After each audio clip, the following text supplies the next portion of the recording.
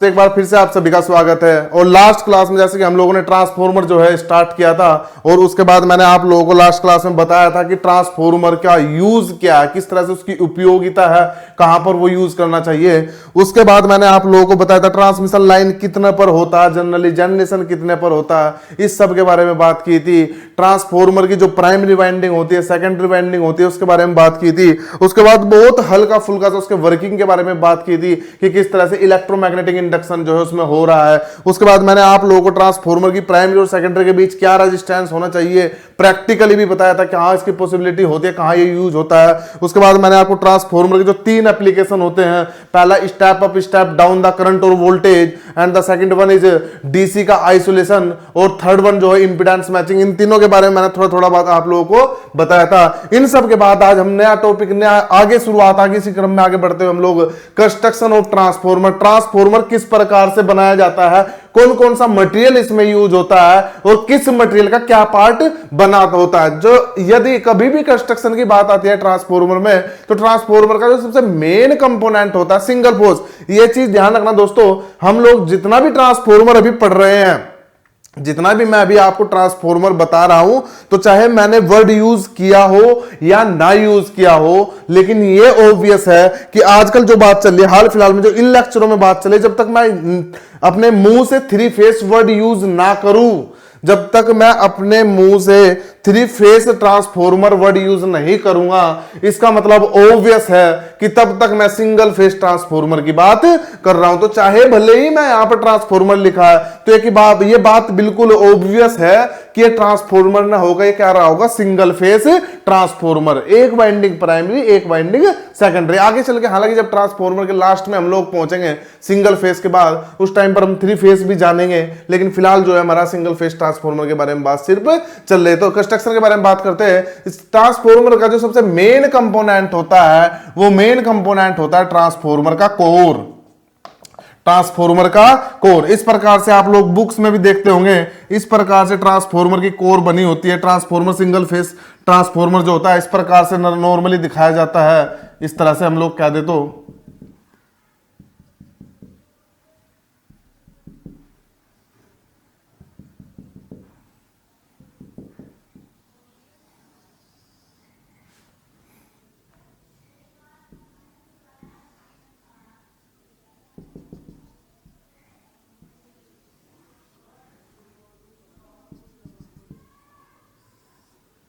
इस प्रकार से कह सकते हो आप। ये इसकी एक यहां पर वाइंडिंग लिपटी होती है, इसे कह देते हैं हम प्राइमरी, जैसे मैं समझा रहा था आप लोगों को। और यहां पर यदि बात करें तो ये इस तरह से कह सकते हो, इसे हम बोल देते हैं सेकेंडरी। ये यहां पर प्राइमरी है तो यहां पर V1 कह सकते हो, ये I1 कह सकते हो। उसी तरह से यहां पर लोड दिखाया जाता है। खैर इन सब के बारे में बात होगी, अभी ये मेरा मेन मुद्दा नहीं, ये भी मेरा मेन मुद्दा जो है वो है ट्रांसफॉर्मर की कोर।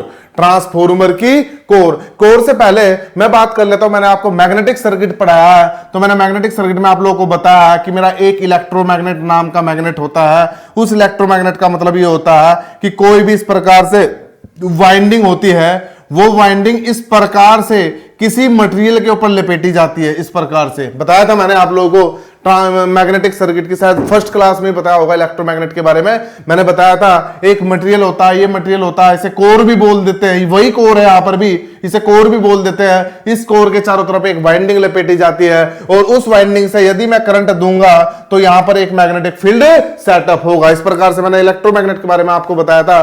तो वहां पर भी एक वर्ड यूज किया था कोर। तो हम कह सकते हैं कि ट्रांसफॉर्मर भी नॉर्मल इसी तरह से काम करता है, बस यहां पर जो बनावट है, जो इस कोर की बनावट है, वो थोड़ी सी अलग कह सकते हो आप लोग। वो कोर यहां पर एक हिस्सा लगा हुआ है, एक यहां पर ऐसे लगा हुआ है, एक यहां पर लगा हुआ है, एक यहां पर इस प्रकार से लगा हुआ है। तो हम लोग कह सकते हैं कि ट्रांसफॉर्मर का जो सबसे मेन कंपोनेंट होगा वो होगा कोर। तो कोर की बात कर लेते हैं। जाहिर सी बात है ट्रांसफॉर्मर काम कर रहा है, मैंने आप लोगों को बताया था कि इलेक्ट्रिकल एनर्जी आती है, मैग्नेटिक फील्ड में कन्वर्ट होती है, उसके बाद फिर से इलेक्ट्रिकल एनर्जी में कन्वर्ट होगी। तो जाहिर सी बात है यहां पर इलेक्ट्रिकल एनर्जी को मैग्नेटिक एनर्जी में कन्वर्ट करने की जरूरत पड़ रही है। तो मुझे एक अच्छा खासा मैग्नेटिक फील्ड चाहेगा, और जब अच्छा खासा मैग्नेटिक फील्ड चाहेगा तो निश्चित तौर पर जो मेरी कोर है, वो मैंने बताया था आपको, इलेक्ट्रोमैग्नेट की जो फील्ड स्ट्रेंथ होती है, इलेक्ट्रोमैग्नेटिक की फील्ड स्ट्रेंथ डिपेंड करती है नंबर ऑफ टर्न्स, करंट, और सबसे मेन ये मटेरियल ऑफ कोर। बताया था मैंने आप लोगों को, अगर टेम्परेरी मैग्नेट होगा, या फिर कह सकते हो यदि ऐसा मटेरियल नॉन मैग्नेटिक मटेरियल होगा तो वहां पर जो बी होगा बी कम होगा, और अगर मेरा फेरोमैग्नेटिक मटेरियल होगा तो वहां पर बी अच्छा खासा होगा। तो अब ट्रांसफॉर्मर में हमें इलेक्ट्रिकल एनर्जी को मैग्नेटिक एनर्जी में कन्वर्ट करना है, तो मैग्नेटिक फील्ड भी जो है एक अच्छी खासी क्वालिटी का चाहेगा, अच्छी खासी वैल्यू का चाहेगा। तो इसलिए हम यहां पर कैसा मटेरियल यूज करेंगे, मैग्नेटिक मटेरियल। कौन सा? मैग्नेटिक मटेरियल, क्योंकि मैग्नेटिक मटेरियल में मैग्नेटिक फील्ड एक अच्छे लेवल का बनेगा, अच्छी क्वालिटी का बनेगा, अच्छी क्वांटिटी का बनेगा। तो मैं जो कोर है किसकी बनाऊंगा? मैग्नेटिक मटेरियल, और मैग्नेटिक मटेरियल का हम दूसरा नाम हम क्या देते हैं? Ferromagnetic material. तो जो ट्रांसफॉर्मर की कोर होगी, वो ट्रांसफॉर्मर की कोर बनेगी मेरी फेरोमैग्नेटिक मटेरियल की। किसकी बनेगी? फेरोमैग्नेटिक मटेरियल की। और यदि प्रैक्टिकल ट्रांसफॉर्मर की मैं बात करूं, जैसे ट्रांसफॉर्मर आजकल पावर ट्रांसफॉर्मर में कहते हैं, पावर मतलब सब स्टेशन वगैरह में या डिस्ट्रीब्यूशन में जो मेरे घर के पास लगे होते हैं, कॉलोनी के बाहर लगे होते हैं, या कह सकते हो कहीं ट्यूबवेल पर लगे होते हैं, जो सब ट्रांसफॉर्मर आप लोग नॉर्मली अपने आसपास इर्द गिर्द देखते हो, उन सभी ट्रांसफॉर्मर में जो मेरी कोर होती है वो फेरोमैग्नेटिक मटेरियल होती है। और फेरोमैग्नेटिक मटेरियल कौन कौन होता? स्टील, निकिल, कोबाल्ट, इस तरह का होता, आयरन, ये सब होता। तो जो मेरा फेरोमैग्नेटिक मटेरियल होगा ट्रांसफॉर्मर में, जो पर्टिकुलरली बात की जाए तो वो यूज होगा मेरा स्टील का। किसका? स्टील का। तो जो ट्रांसफॉर्मर में मैं फेरोमैग्नेटिक मटेरियल यूज करूंगा, स्टील यूज करूंगा। फेरोमैग्नेटिक क्यों कर रहा हूं? क्योंकि फेरोमैग्नेटिक का जो फेरोमैग्नेटिक है उसमें बी जो होगा, बी अच्छा बनेगा। कैसा बनेगा? बी अच्छा। और बी अच्छा इसलिए बनाना पड़ेगा क्योंकि आपको टोटल इलेक्ट्रिकल एनर्जी को यहां पर आपको मैग्नेटिक एनर्जी में कन्वर्ट करना पड़ रहा है। तो ट्रांसफॉर्मर में जो मैं कोर यूज करूंगा वो फेरोमैग्नेटिक मटेरियल होगा, और उस फेरोमैग्नेटिक मटेरियल का पर्टिकुलरली अगर नाम की बात की जाए तो वो होगा स्टील। स्टील इसलिए कह सकते हो कि स्टील की मजबूती अच्छी होती है।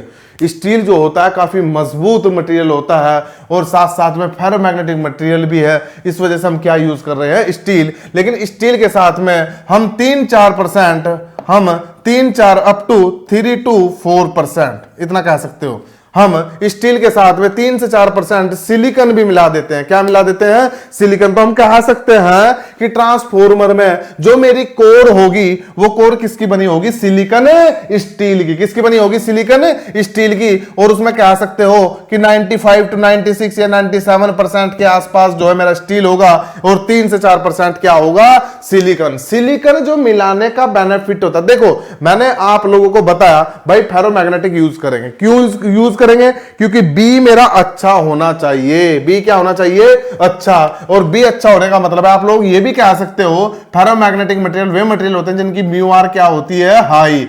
तो यानी कि मैं कह सकता हूं कि ट्रांसफॉर्मर में जो मेरी कोर बनेगी वो कोर उस मटेरियल की बननी चाहिए जिसकी रिलेटिव परमिएबिलिटी क्या होगी?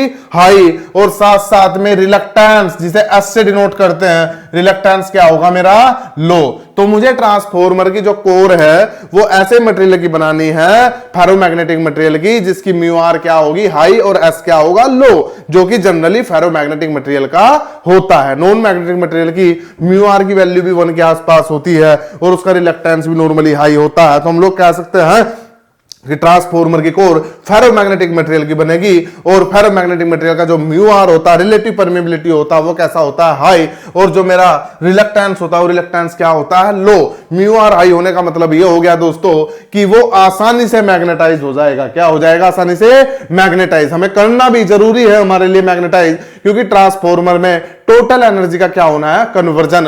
तो इसी वजह से मैं फेरोमैग्नेटिक मटेरियल यूज करूंगा और फेरोमैग्नेटिक में भी स्टील यूज करूंगा। क्या यूज करूंगा, स्टील, क्योंकि स्टील मजबूत होता है। निकिल, कोबाल्ट, इन सब की तुलना में स्टील क्या होता है, मजबूत। तो इसलिए जो कोर भी बनाऊंगा मैं किसकी बनाऊंगा, स्टील की। हाँ, वो बात अलग है कि स्टील के साथ में 3-4% मैं सिलिकॉन भी ऐड कर दूंगा। तो मैं कह सकता हूं यहां पर कि जो ट्रांसफॉर्मर की कोर होगी वो सिलिकॉन स्टील की बनी होगी। किसकी बनी होगी, सिलिकॉन स्टील की, जिसमें 3 से 4% सिलिकॉन होगा और बाकी सब क्या होगा, स्टील। अब बात कर लेते हैं सिलिकॉन क्यों मिलाते हैं। देखो, स्टील मजबूती के लिए चाहिए भाई, पहली बात फेरोमैग्नेटिक चाहिए, पहला पॉइंट फेरोमैग्नेटिक चाहिए, क्योंकि मुझे फील्ड बनाना है, क्योंकि मुझे फील्ड बनाना है और उस फील्ड से ही फिर से एनर्जी बनानी है। तो मुझे कौन सा मटेरियल चाहिए, फेरोमैग्नेटिक। ठीक, फेरोमैग्नेटिक की ये क्वालिटी होती है। यहां तक हो गया। उसके बाद अब फेरोमैग्नेटिक में मैं यूज कर रहा हूं, मेरे पास 5-6 मटेरियल होते हैं, स्टील, निकिल, कोबाल्ट, ये सब होता है, आयरन, फायरन,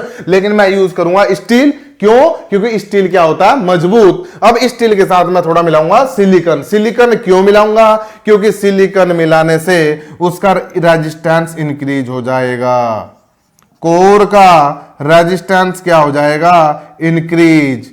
कोर का रेजिस्टेंस इंक्रीज हो। यदि मैं सिलिकॉन मिलाऊंगा तो सिलिकॉन मिलाने से जो स्टील थी या जो कोर थी, इस कोर में मेरा जो रेजिस्टेंस होगा वो रेजिस्टेंस क्या हो जाएगा, इंक्रीज। और रेजिस्टेंस इंक्रीज होने का जो फायदा मिलेगा वो फायदा मुझे ये मिलेगा कि ऐसा होने से जो मेरे कोर लॉस हैं, क्या है, जो मेरे कोर लॉस, या प्रॉपर्ली बोल दीजिए आप लोग हिस्टैसिस लॉस। कौन से लॉस, हिस्टैसिस लॉस क्या हो जाएंगे, कम। हिस्टैसिस लॉस क्या होंगे, कम। तो मैं जो है ट्रांसफॉर्मर में सिलिकॉन, ट्रांसफॉर्मर की कोर में स्टील के साथ सिलिकॉन इसलिए मिलाता हूं क्योंकि ऐसा करने से हिस्टैसिस लॉस क्या हो जाएंगे, कम।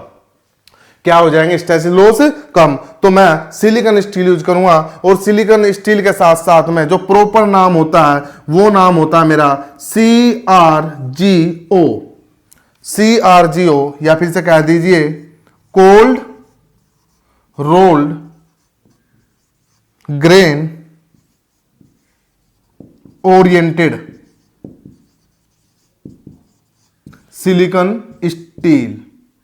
सिलिकॉन स्टील की कोर यूज करता हूं ट्रांसफॉर्मर के लिए।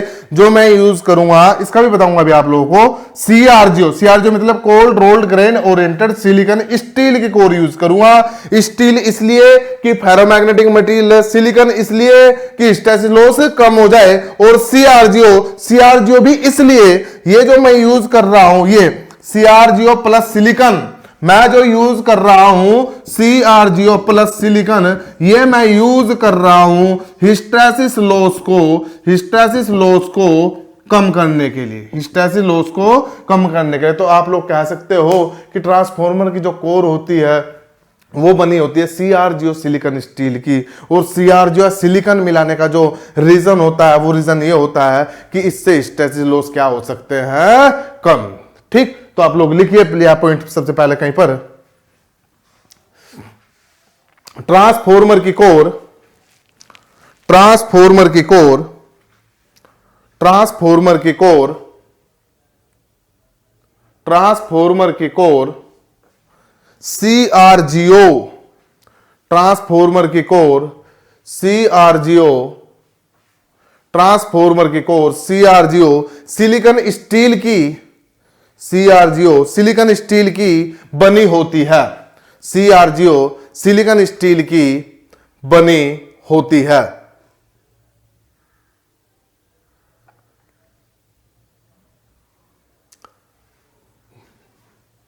CRGO मतलब कोल्ड रोल्ड, CRGO मतलब cold rolled grain oriented, CRGO मतलब cold rolled grain oriented material होता है। Cold rolled grain oriented material होता है। ऐसे मटेरियल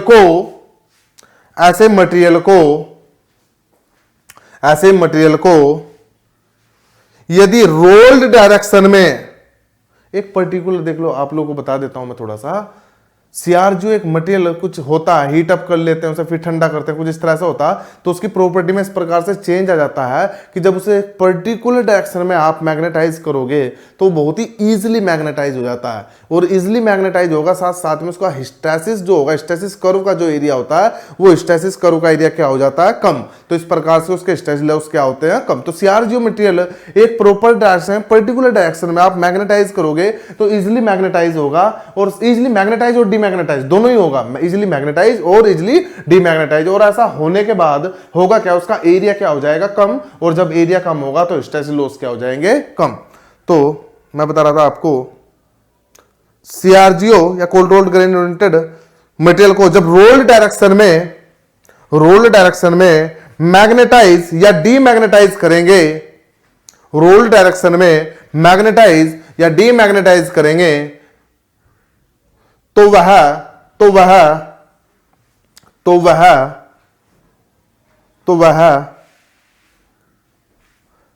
हिस्टैसिस कर्व का एरिया, तो वह हिस्टैसिस कर्व का एरिया कम देगा। तो वह हिस्टैसिस कर्व का एरिया कम देगा, जिसके कारण हिस्टैसिस लॉस कम हो जाएंगे, जिसके कारण हिस्टैसिस लॉस कम हो जाएंगे, जिसके कारण हिस्टैसिस लॉस कम हो जाएंगे। ठीक, तो ये तो बात थी सीआरजीओ की। मैंने आपको बोला ट्रांसफॉर्मर की जो कोर होगी सीआरजीओ सिलिकॉन स्टील की बनेगी। मैंने बताया सीआरजीओ क्या होगा। बात कर लेते हैं सिलिकॉन की। सिलिकॉन का भी वही पर्पस है, हिस्टैसिस लॉस को कम करना। जो काम सीआरजीओ का था, सीआरजीओ क्या कर रहा था, एरिया को मिनिमम कर रहा था। सिलिकॉन क्या कर रहा है, रेजिस्टेंस इंक्रीज कर रहा है। क्या इंक्रीज कर रहा है, रेजिस्टेंस। और आप लोग आगे चल के हिस्टैसिस लॉस जब पढ़ोगे तो वहां पर आप देखोगे उसका जो फॉर्मूला ड्राइव होता है, उस फॉर्मूले में रेजिस्टिविटी का भी मतलब होता है। तो कह सकते हो हिस्टैसिस लॉस जो होते हैं वो रेजिस्टिविटी पर डिपेंड करेंगे। तो इसलिए सिलिकॉन मिलाने से जो मेरा रेजिस्टिविटी होगा या रेजिस्टेंस होगा वो इंक्रीज होगा, जिसके कारण हिस्टैसिस लॉस क्या होंगे, मेरे इंक्रीज। नेक्स्ट पॉइंट लिखिए आप लोग, ट्रांसफॉर्मर कोर में 3-4%, 3 से 4 रेंज कह सकते हो, 3 से 4, कहीं पे 4 भी हो सकता, 3.5 भी हो सकता, 2.5 भी हो सकता। तो रफली जो है ट्रांसफॉर्मर कोर में 3 से 4% सिलिकॉन मिलाया जाता है। ट्रांसफॉर्मर कोर में 3 से 4% सिलिकॉन मिलाया जाता है, जिसके कारण उसका रेजिस्टेंस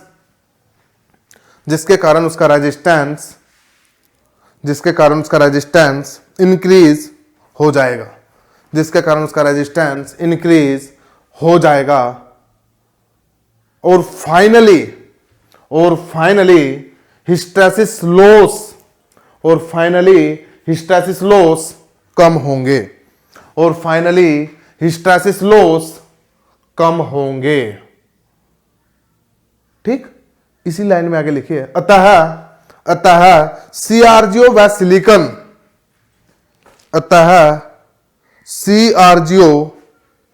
सिलिकॉन दोनों ही हिस्टैसिस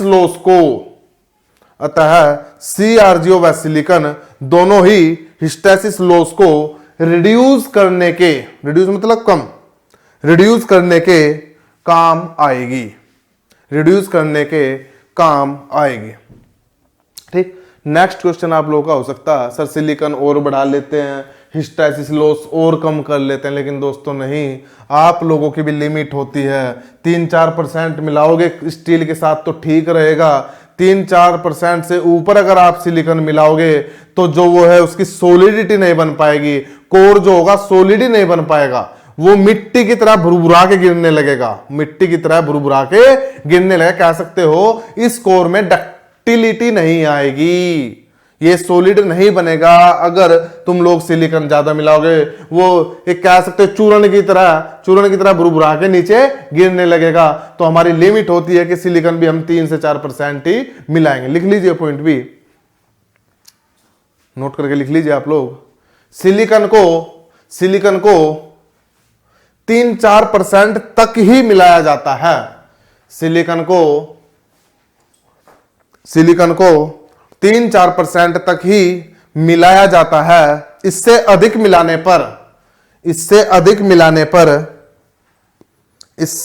मिलाने पर उसकी कोर भुरभुराकर, समझ रहे होंगे आप, मतलब भुरभुराकर टूट जाएगी।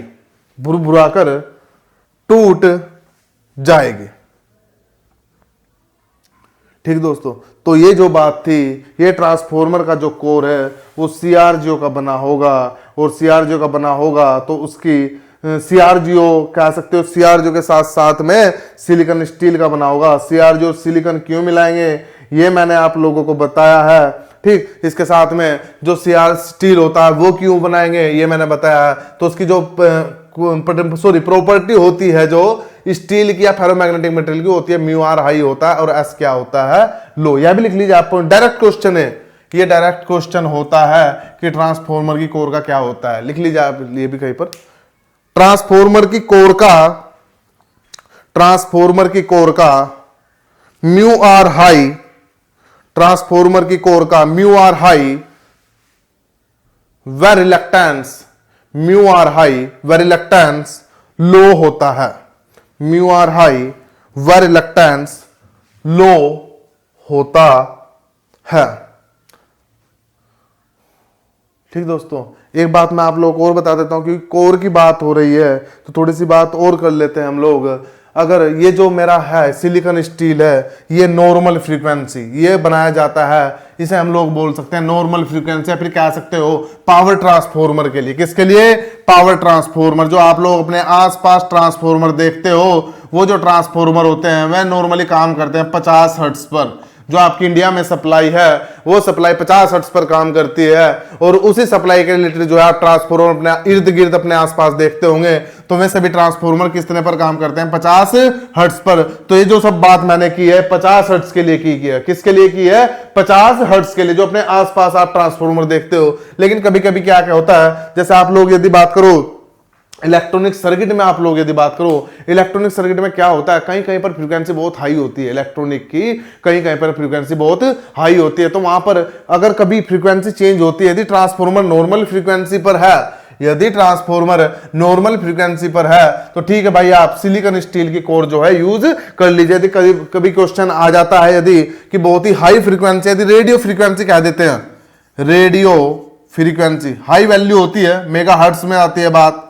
जानते होंगे आप लोग। यदि रेडियो फ्रीक्वेंसी की बात करो तो रेडियो फ्रीक्वेंसी के लिए ये वाली कोर यूज ना करके हम लोग करते हैं एयर कोर ट्रांसफॉर्मर। लिख लीजिए आप लोग कहीं पर, एयर कोर ट्रांसफॉर्मर।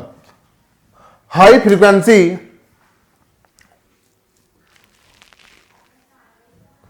हाई क्या है ये प्रॉपर वैसे रेडियो बोलते हैं इसे। हाई के लिए भी हम, जैसे अगर आप लोग बात करो बहुत ही हाई हो गया, पल्स ट्रांसफॉर्मर कह सकते हो।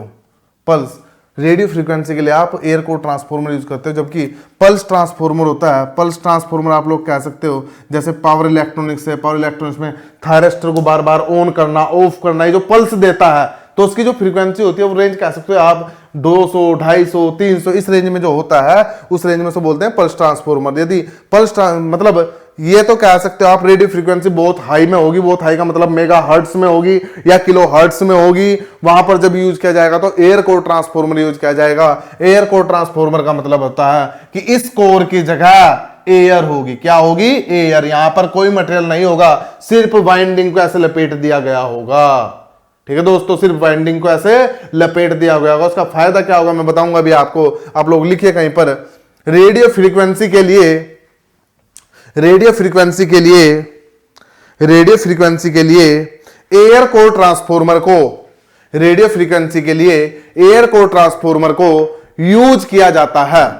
एयर कोर ट्रांसफॉर्मर को यूज किया जाता है।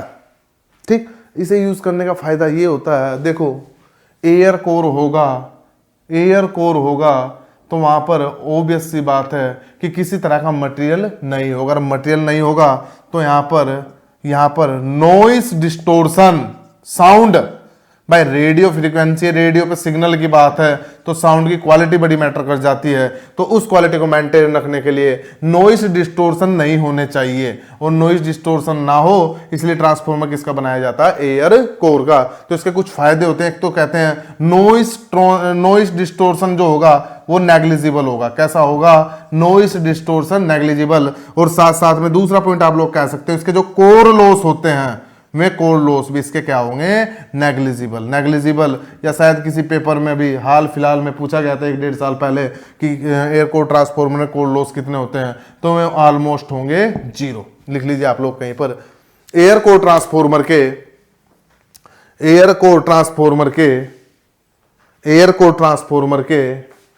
Noise distortion, air core transformer का नॉइज डिस्टोर्शन नेग्लिजिबल होगा। एयर कोर ट्रांसफार्मर का नॉइज डिस्टोर्शन नेग्लिजिबल होगा। वह साथ ही साथ कोर लॉस भी ऑलमोस्ट नेग्लिजिबल, साथ ही साथ कोर लॉस भी ऑलमोस्ट नेग्लिजिबल या 0 होंगे।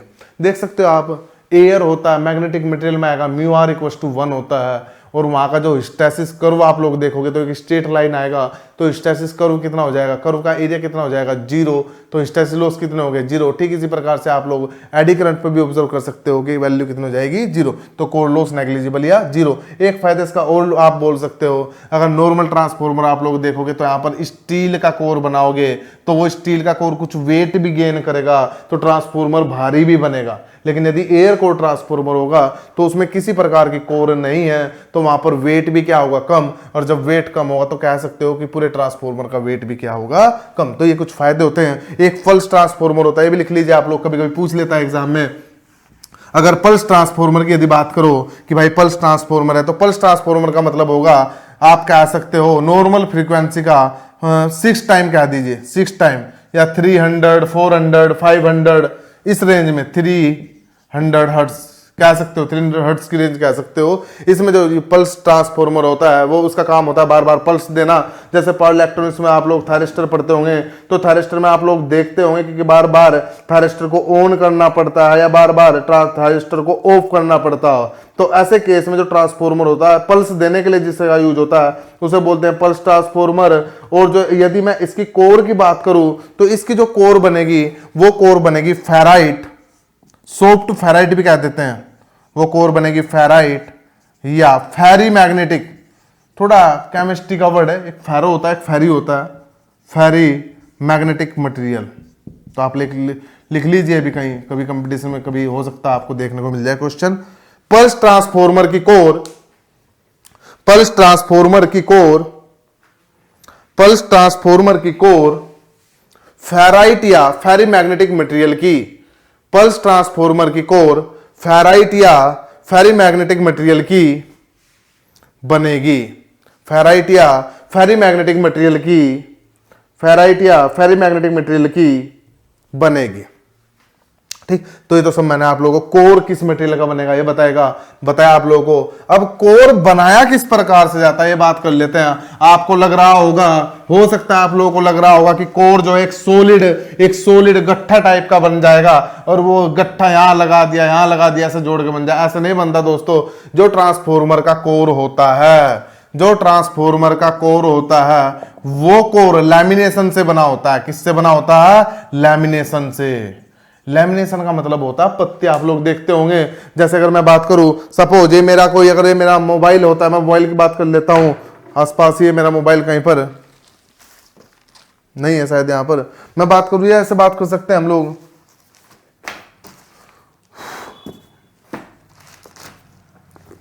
इस तरह से आप लोग, ये बुक है मेरे पास, ये जैसे सपोज करो ये मेरा कोर है, यहां पर ये इस तरह से मेरा कोर रहा होगा और इस कोर में इस तरह से लैमिनेशन लगी होगी। ये सब इसके जो पेज है इसे आप लैमिनेशन एज्यूम कर लीजिए, इसे आप लोग लैमिनेशन एज्यूम कर लीजिए, एक के ऊपर एक, एक के ऊपर एक, एक के ऊपर एक। ये सॉलिड मटेरियल नहीं होगा। आप लोगों ने, हो सकता है आपके घर का वोल्टेज रेगुलेटर होता है, स्टेबलाइजर होता है, आपने कभी देखा होगा, तो वहां पर देखा होगा पत्तियों के ऊपर पत्तियां लगी होती है। तो इस तरह से अगर ये कोर है, सपोज ये मेरी कोर ऐसे मान लीजिए आप लोग, ये कोर ऐसे मान लीजिए, इस पर वाइंडिंग लिपटी हुई है। हालांकि इंजीनियरिंग ड्राइंग में थोड़ा सा अलग दिख रहा होगा, लेकिन इस तरह से होती है। ये कोर का, ये ट्रांसफॉर्मर का जो ये वाला पार्ट होता है, मैंने शायद लास्ट क्लास में नहीं अगली क्लास में मेरी बात होगी आप लोगों से, बोलते हैं लिम्ब।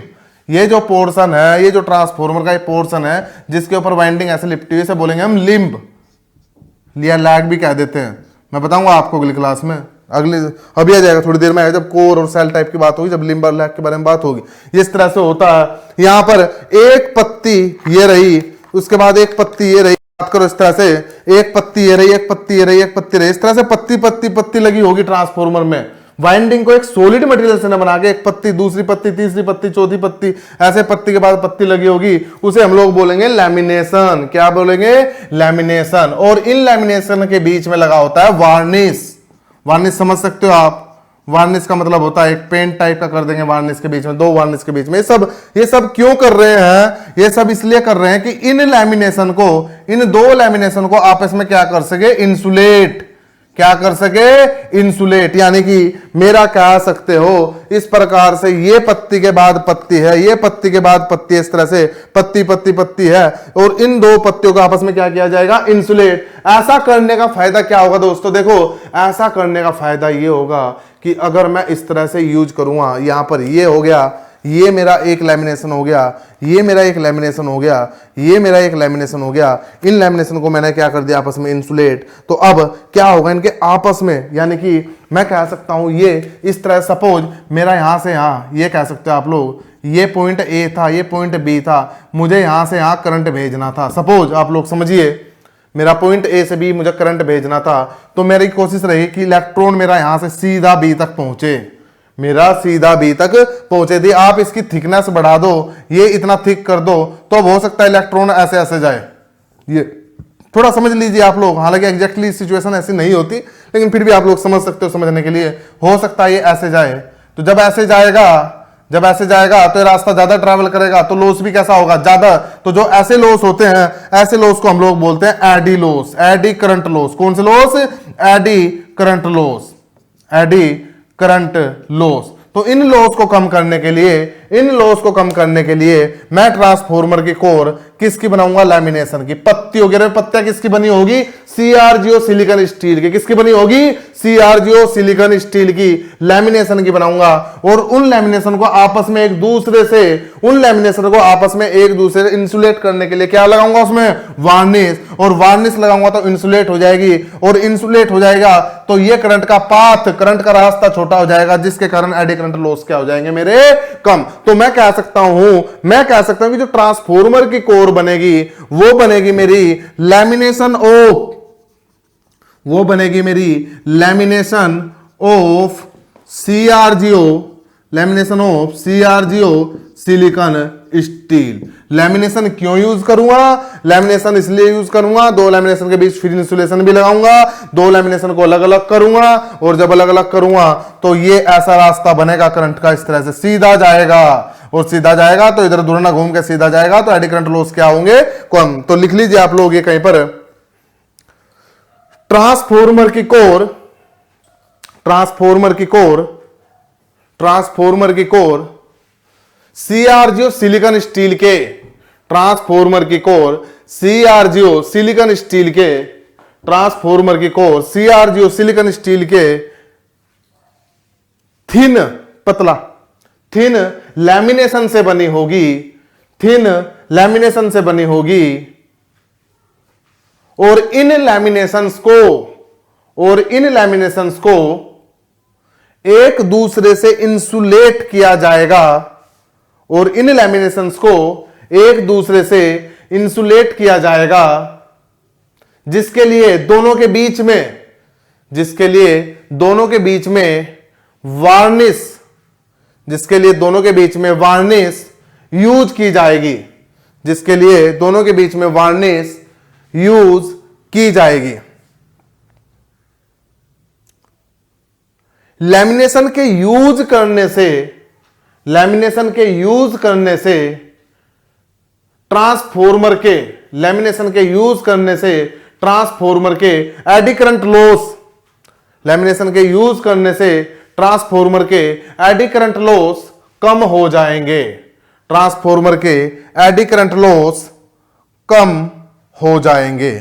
ठीक, तो सीआरजीओ सिलिकॉन यूज किया आपने हिस्टैरिसीस लॉस कम करने के लिए, लैमिनेशन यूज किया आपने एडी करंट लॉस करने के लिए। बड़ा इंपॉर्टेंट क्वेश्चन हो जाते हैं, बहुत इंपॉर्टेंट। हर तीसरे चौथे एग्जाम में आप लोगों को एडी करंट हिस्टैरिसीस पे कुछ ना कुछ मिलेगा। तो शुरुआत यहां से है। हिस्टैरिसीस कोर को रिड्यूस करने के लिए क्या करते हैं, सीआरजीओ यूज करते हैं या फिर सिलिकॉन यूज करते हैं। एडी करंट को रिड्यूस करने के लिए हम लोग क्या यूज करते हैं, लैमिनेशन। और यदि पावर ट्रांसफार्मर की बात करो, पावर ट्रांसफार्मर मतलब जो हम लोग अपने आसपास ट्रांसफार्मर देखते हैं 50 हर्ट्ज, तो 50 हर्ट्ज पर जो मेरी थिकनेस होती है लैमिनेशन की, वो जो मेरी थिकनेस होती है वो होती है 0.35 से लेके 0.5 mm तक। लिख लीजिए आप लोग कहीं पर, ये 50 हर्ट्ज ट्रांसफार्मर के लिए, 50 हर्ट्ज ट्रांसफार्मर के लिए, 50 हर्ट्ज ट्रांसफार्मर के लिए लैमिनेशन की थिकनेस, 50 हर्ट्ज ट्रांसफार्मर के लिए लैमिनेशन की थिकनेस 0.352 0.352 0.5 mm, 0.352 0.5 mm, मतलब मिलीमीटर थिकनेस की होती है, थिकनेस की होती है, थिकनेस की होती है। ठीक दोस्तों, एडी करंट लॉस जो होते हैं, एडी करंट को एक नाम और दे देते हैं हम लोग, फौकॉल्ट्स करंट। आप लोग देख लेना कहीं पर, ये भी कभी कभी नाम दे देते हैं इसका, FAUCAULTS, फौकॉल्ट्स करंट। दूसरा नाम होता है इसका, हालांकि बहुत रेयरली यूज होता है, लेकिन अगर कभी पेपर में जाए कि फौकॉल्ट्स करंट को कम करने के लिए, फौकॉल्ट्स लॉस को कम करने के लिए क्या करना पड़ेगा, तो वो सेम चीज है जैसा कि मेरा एडी करंट। एक चीज और दोस्तों, फेरोमैग्नेटिक मटेरियल हम लोग ट्रांसफार्मर की कोर यूज कर रहे हैं, सिलिकॉन स्टील की यूज कर रहे हैं। अगर स्टील की मैं बात करूं तो जो मेरा स्टील का या सिलिकॉन स्टील का, सॉरी सिलिकॉन स्टील की जो मैं बात करूं, इसका जो म्यूआर होगा वो म्यूआर लगभग होता है मेरा 2000। कितना होता है, 2000। और यदि मैं सीआरजीओ की बात करूं, सीआरजीओ सिलिकॉन स्टील की बात करूं, तो इसका म्यूआर जो बढ़कर हो जाता है, वो म्यूआर हो जाता है इसका लगभग 5000। तो आप लोग लिख लेना या कहीं पर कि सिलिकॉन स्टील का जो म्यूआर होगा वो ऑलमोस्ट 2000 और सीआरजीओ सिलिकॉन स्टील का जो होगा वो लगभग मेरा 5000 होगा। कोर का जो मटेरियल है, उस मटेरियल के बारे में बात करने के बाद, या हिस्टैरिसीस लॉस और एडी करंट लॉस को कैसे कैसे कम किया जाता है कोर की कंस्ट्रक्शन के द्वारा, इन सब बातों करने के बाद अब हम लोग दो बेसिकली टाइप होते हैं ट्रांसफार्मर के, जो एक्चुअल में डिजाइन पर डिपेंड करते हैं कि कोर को किस तरह से डिजाइन किया गया। तो हम लोग कह सकते हैं कि कोर की डिजाइन के आधार पर, कोर की डिजाइन के आधार पर ट्रांसफार्मर के दो टाइप होते हैं, एक होता कोर टाइप, एक होता है सेल टाइप। तो हम कह सकते हैं कोर के डिजाइन के आधार पर, कोर के डिजाइन के आधार पर ट्रांसफार्मर के दो टाइप होते हैं। फर्स्ट होता है core type and the second होता है सेल टाइप। आप देख सकते हो कि जो कोर टाइप का ट्रांसफार्मर है, कोर टाइप के ट्रांसफार्मर में इस तरह से कोर बनाई जाती है, ये एक रेक्टेंगुलर पीस की तरह कह सकते हो। और अगर सेल टाइप की बात करो तो सेल टाइप के ट्रांसफार्मर में जो कोर एक सेल या फिर एक विंडो की तरह बनाई जाती है, कोर इस तरह से, ये मेरा कोर है, बीच में भी एक जो है पाथ प्रोवाइड किया जाता है फ्लक्स के लिए। यहां पर अगर कोर टाइप में मैं बात करूं तो कोर टाइप में जो वाइंडिंग की बात करो तो अंदर की साइड जो मेरी होती है वो इस तरह से यहां पर अंदर की तरफ। दोस्तों एक बात और, हमेशा जितने भी ट्रांसफार्मर होते हैं उन सब में जो कोइल होती है, जो सॉरी कोर होती है, वो कोर हमेशा सर्कुलर होती है। कैसी होती है, नॉर्मली सर्कुलर। सर्कुलर होने का रीजन ये होता है कि सर्कुलर होगी तो उस पर जो कॉपर है, कॉपर को जब लपेटा जाएगा तो उसकी मैकेनिकल स्ट्रेंथ अच्छी रहेगी। अगर रेक्टेंगुलर होगा, रेक्टेंगुलर के ऊपर आप किसी वायर को लपेटोगे तो एक तो खींचना बहुत पड़ेगा, इसके साथ साथ में करनी जो कॉर्नर होगा, कॉर्नर से तो वो अच्छा अटैच रहेगा लेकिन बीच से वो इतना अच्छी तरह से अटैच नहीं होगा, तो कहीं ना कहीं उसकी मैकेनिकल स्ट्रेंथ कमजोर होगी। तो आप लोग ये पॉइंट भी लिख लेना कहीं पर कि जो ट्रांसफार्मर की कोर होती है, ट्रांसफार्मर की कोर क्रॉस सेक्शनल एरिया में, ट्रांसफार्मर की कोर क्रॉस सेक्शनल एरिया में सर्कुलर होती है। ट्रांसफार्मर की कोर क्रॉस सेक्शनल एरिया में, ट्रांसफार्मर की कोर क्रॉस सेक्शनल एरिया में सर्कुलर होती है, जिससे कि वाइंडिंग को एक बेहतर मैकेनिकल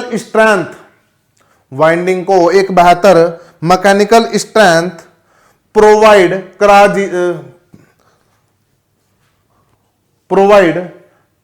कराई जा सके, यानी कि गोल होती है। यहां पर भले आपको रेक्टेंगुलर दिखाया हो, लेकिन ये जो सर्कुलर सेक्शन इसका अगर इसे आप काटोगे तो सामने से आपको एक सर्किल दिखाई देगा, ये इस तरह से गोल रहा होगा।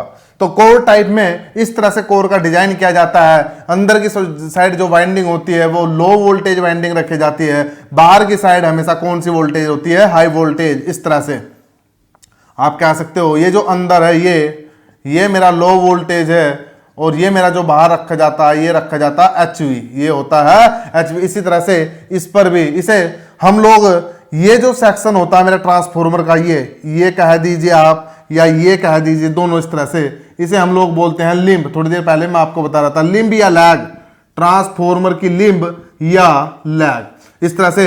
तो कोर टाइप में आप लोग देखोगे एक लिंब मेरा ये हुआ, एक लिंब मेरा ये हुआ, तो टोटल लिंब या लैग कितने हुए, 2। जबकि कोर में अगर आप बात करोगे तो एक लिंब मेरा ये हुआ, एक लिंब मेरा ये हुआ, और तीसरा लिंब मेरा ये हुआ, इस प्रकार से। तो मैं कह सकता हूं कि कोर टाइप में जो मेरे लिंब होंगे, लिंब या लैग होंगे, वे कितने होंगे, 3। और जो मेरा सेल टाइप में जो मेरे लिंब या लैग होंगे वे कितने होंगे, 3। और कोर टाइप में मेरे लिंब या लैग होंगे वे कितने होंगे, 2।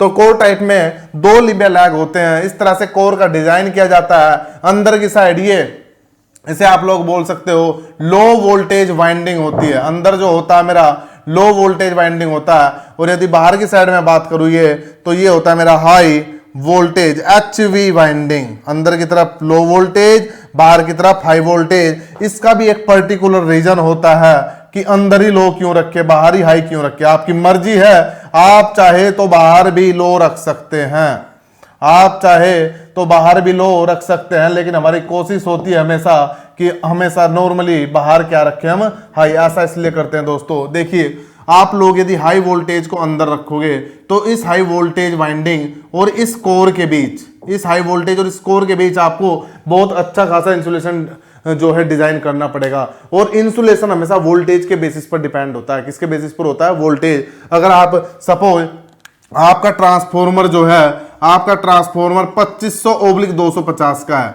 इसकी भी बात करेंगे धीरे धीरे आगे आएंगे। 2500 का मतलब हुआ हाई वोल्टेज, 250 का मतलब हुआ लो वोल्टेज। तो अगर आप 250 अंदर रखोगे तो यहां पर आपको सिर्फ 250 का इंसुलेशन डिजाइन करना पड़ेगा, लेकिन यदि आप हाई वोल्टेज को अंदर ले आओगे तो आपको 2500 के हिसाब से इंसुलेशन डिजाइन करना पड़ेगा, और जो कि बहुत ही ज्यादा हो जाएगा। तो इसलिए हम हाई वोल्टेज को बाहर रख देते हैं, लो वोल्टेज को अंदर रख देते हैं, जिससे कि यहां पर इंसुलेशन पर्पस को क्या किया जा सके, सोल्व। तो कोर टाइप में 2 तो मेरे लिंब या लैग होंगे। अगर डिफरेंस की बात करो तो 2 तो मेरे लिंब या लैग होंगे। अगर डिफरेंस की बात करो कोर टाइप में लिंब या लैग जो मेरे होंगे वे कितने होंगे, 2। और जबकि सेल टाइप में यदि बात करो तो लिंब या लैग जो मेरे होंगे वे कितने होंगे, यहां पर 3। उसी तरह से अगर यहां पर बात करें तो लो वोल्टेज जो वाइंडिंग होगी वो इनसाइड होगी, वो inside low voltage winding inside और एंड HV आउटसाइड। ऐसा क्यों किया हमने, फॉर इंसुलेशन पर्पस, इंसुलेशन जिससे कि कम यूज हो, इसके लिए हमने जो है HV को हमने बाहर रखा और LV को कहां रखा, फॉर इंसुलेशन, LV को अंदर। तो हम ये कह सकते हैं। यहां पर यदि बात करें हम लोग, ये यहां पर इस तरह से रखी जाती है वाइंडिंग, ये लो वोल्टेज, ये हाई वोल्टेज, ये फिर लो वोल्टेज, ये फिर हाई वोल्टेज, ये फिर लो वोल्टेज, ये फिर हाई वोल्टेज, और ये फिर लो वोल्टेज। तो इस तरह से कह सकते हो ये लो है, ये सब लो वोल्टेज वाइंडिंग है, ठीक। ये बड़े वाला इस तरह से बात करें, ये सब क्या है, हाई वोल्टेज वाइंडिंग। तो यहां पर एक्चुअल में हो क्या रहा है, आप लोग ऑब्जर्व करो थोड़ा सा। लो वोल्टेज वाइंडिंग के बीच हाई वोल्टेज वाइंडिंग को रखा जा रहा है। 2 लो वोल्टेज इस तरह से रहा होगा, यहां भी ये सर्कुलर बनाया गया होगा, इस तरह सर्कुलर, तो सर्कुलर बनाया होगा तो यहां भी ये सेम आ गया होगा इस तरह से, ठीक, इस तरह से।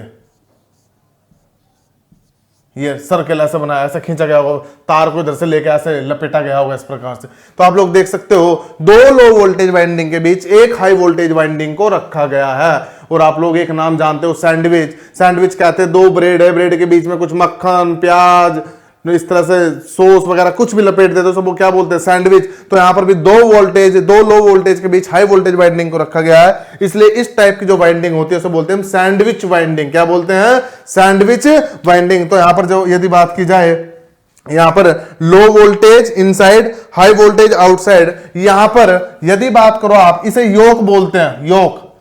ये वाला जो पोर्शन था ट्रांसफॉर्मर का, इसे लिंब या लैग बोलेंगे, और ये वाला जो पोर्शन होगा इसे क्या बोलेंगे, योक। तो लो वोल्टेज को लो वोल्टेज वाइंडिंग योक के पास होगी, योक के पास होगी। किसके लिए, इंसुलेशन के लिए। भाई यहां भी तो एक इंसुलेशन चाहेगा ना ये, अगर यहां तुम हाई रख दोगे तो वही फिर यहां पर भी इंसुलेशन ज्यादा चाहेगा। तो इस वजह से मैं यहां इसे योक के पास किसे रख रहा हूं, लो वोल्टेज को, और बीच में हाई वोल्टेज को क्या कर रहा हूं, इंसर्ट, यानी कि सैंडविच बना रहा हूं। क्या बना रहा हूं, सैंडविच। तो हम लोग कह सकते हैं लो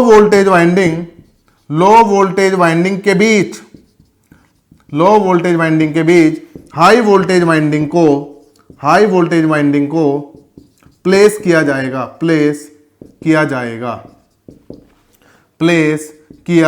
जाएगा, और इसे क्या बोलेंगे हम, सैंडविच।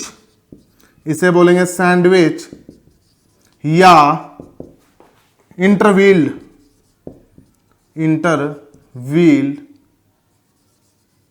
वाइंडिंग, या इंटरव्हील्ड वाइंडिंग से बोलते हैं। सैंडविच की तरह होता है, दो लो वोल्टेज के बीच में एक हाई वोल्टेज। तो अगर डिफरेंस की बात करें, जो मेरा कोर टाइप होगा, दो लिंब होंगे, लो वोल्टेज अंदर, हाई वोल्टेज बाहर। किसके लिए, इंसुलेशन पर्पज के लिए। यहां पर मेरा क्या होगा, तीन लिंब होंगे, और लो वोल्टेज के बीच में क्या रखा जाएगा, हाई वोल्टेज। योक के पास कौन रखा जाएगा, लो वोल्टेज। किस पर्पज के लिए भी, यहां क्यों रख रहे होंगे लो वोल्टेज, इंसुलेशन पर्पज के लिए। इसी तरह से यदि हम लोग आगे इसमें बढ़ते हुए बात करें, देखो दोस्तों, यहां पर फ्लक्स बना फाई, सपोज करो यहां पर फ्लक्स बना फाई, तो वो फाई फ्लक्स इस पूरी कोर से ऐसे सेटअप होगा।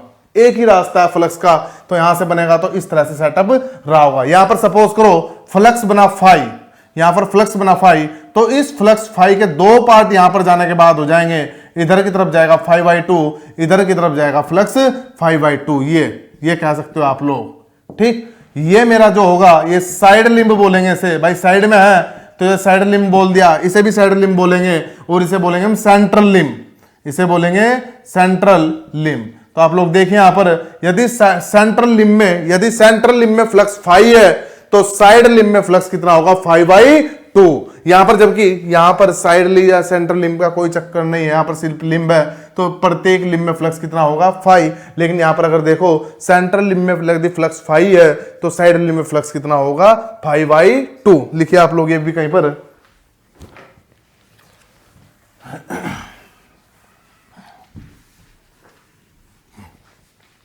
यहां लिख देते हैं, ईच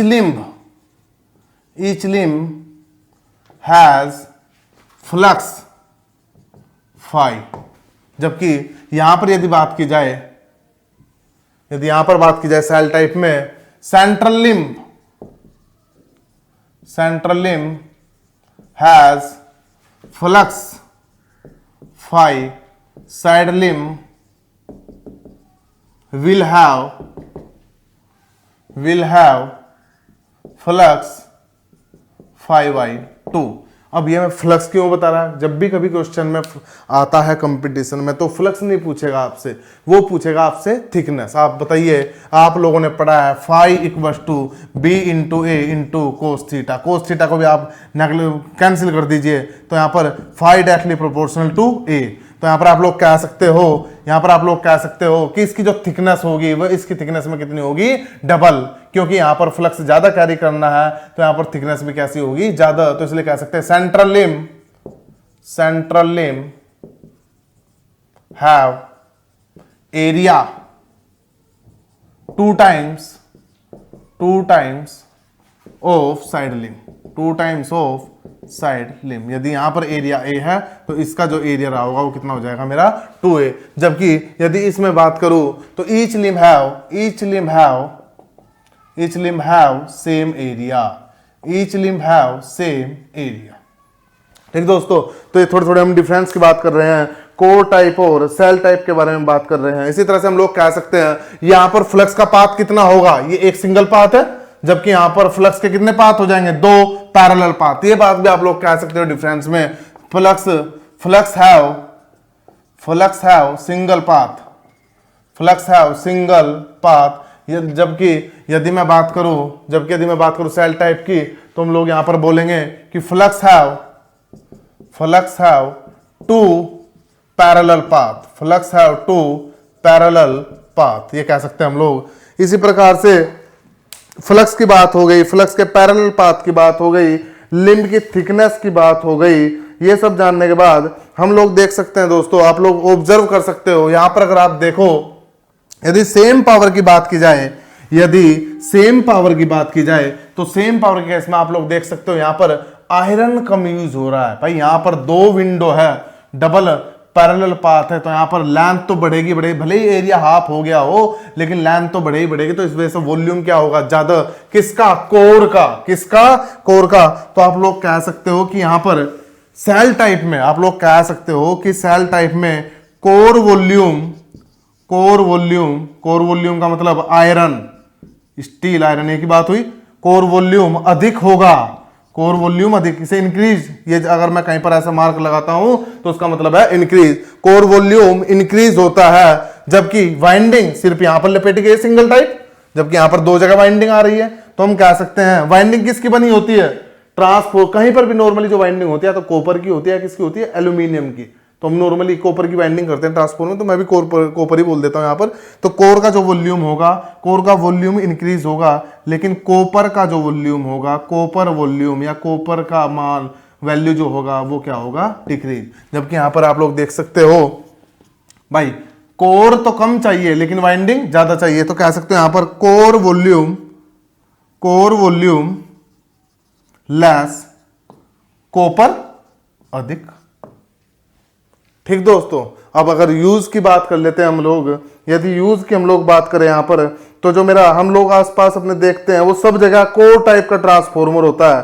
कौन सा ट्रांसफॉर्मर होता है, कोर टाइप का। जबकि इसका यूज सिर्फ और सिर्फ इलेक्ट्रॉनिक में होता है। किसमें होता है, इलेक्ट्रॉनिक सर्किट में, आप लोग कह दीजिए इलेक्ट्रॉनिक सर्किट या इलेक्ट्रॉनिक्स में। जबकि इसका यूज पावर ट्रांसफॉर्मर, आगे चल के पढ़ेंगे ये लोग भी, आप हम लोग भी, डिस्ट्रीब्यूशन जिसे कहते हैं, सब स्टेशन ट्रांसफॉर्मर,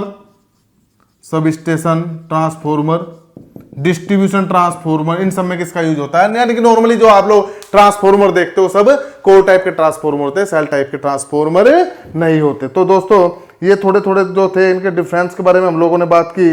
और यदि बात दोस्तों, यदि इनकी वोल्टेज करंट की बात हम लोग करें, ये कोर टाइप है, वाइंडिंग ज्यादा यूज हो रहा है तो टर्न भी ज्यादा यूज हो सकते हैं, तो इसलिए इसका जो यूज होता है वो होता है हाई वोल्टेज। कोर टाइप का जो होता है यूज हाई वोल्टेज लो करंट के लिए, हाई वोल्टेज लो करंट के लिए कोर टाइप का यूज होता है। और लो करंट का मतलब लो केवीए भी आप लोग कह सकते हो। तो हम लोग कह सकते हैं कि कोर टाइप का जो यूज होगा वो हाई वोल्टेज लो करंट या फिर हाई वोल्टेज लो केवीए के लिए होगा। जबकि सेल टाइप का जो यूज होता है वो होता है मेरा लो वोल्टेज व high current, low voltage high current, या फिर कह सकते हो low voltage high KVA. KVA मतलब सिंपल ही करंट। तो आप लोग ये इसके मैं डिफरेंस आप लोगों को बता रहा हूं। मैंने आपको बताया सबसे पहले लिम्ब के बारे में बात करी, कोर टाइप में 2 लिम्ब होंगे, सेल टाइप में 3 लिम्ब होंगे। उसके बाद मैंने आप लोगों से जो है हाई लो वोल्टेज अंदर रखे जाएगी, हाई वोल्टेज बाहर रखे जाएगी।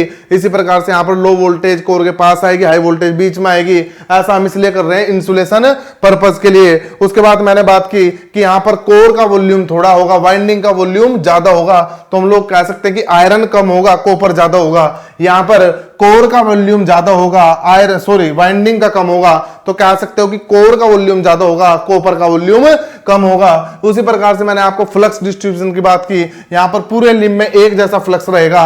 यहां पर अगर सेंट्रल लिम्ब में फ्लक्स फाई है, तो साइड लिंब में फ्लक्स मेरा 5/2 हो जाएगा। पावर रेटिंग की मैं बात की, मैंने आप लोगों को बताया कि इसका यूज नंबर ऑफ, जब यहां पर कॉपर ज्यादा और टर्न ज्यादा हम लोग ले सकते हैं तो यहां पर वोल्टेज कैसा होगा, हाई वोल्टेज लो करंट या हाई वोल्टेज लो केवीए।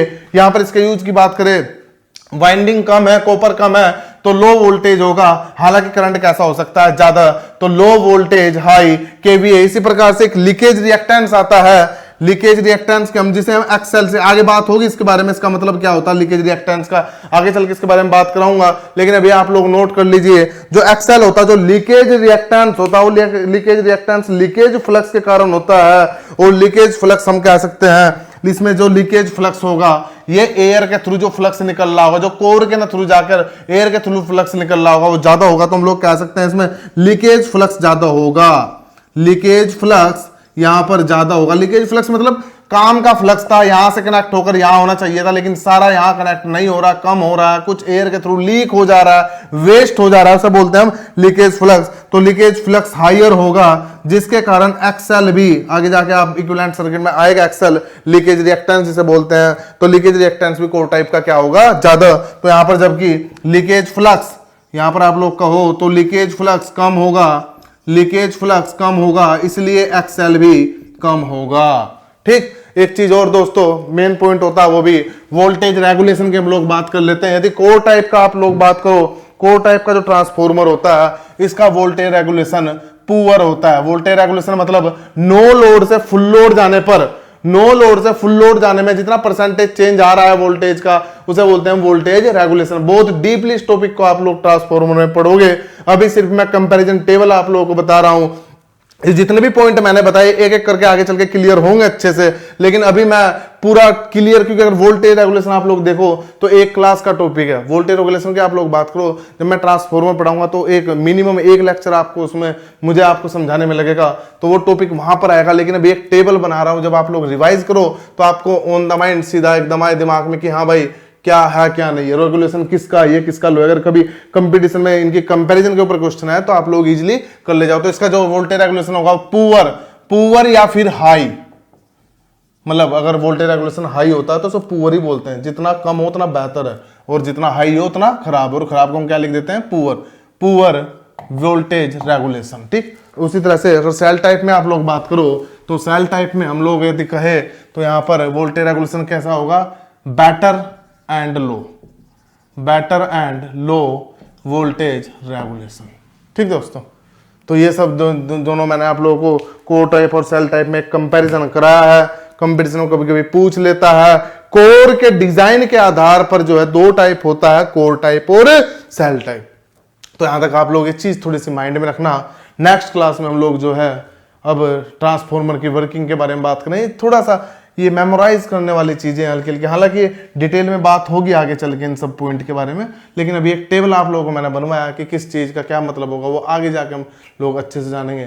तो इन सब चीजों के साथ बहुत बहुत धन्यवाद आप लोगों का।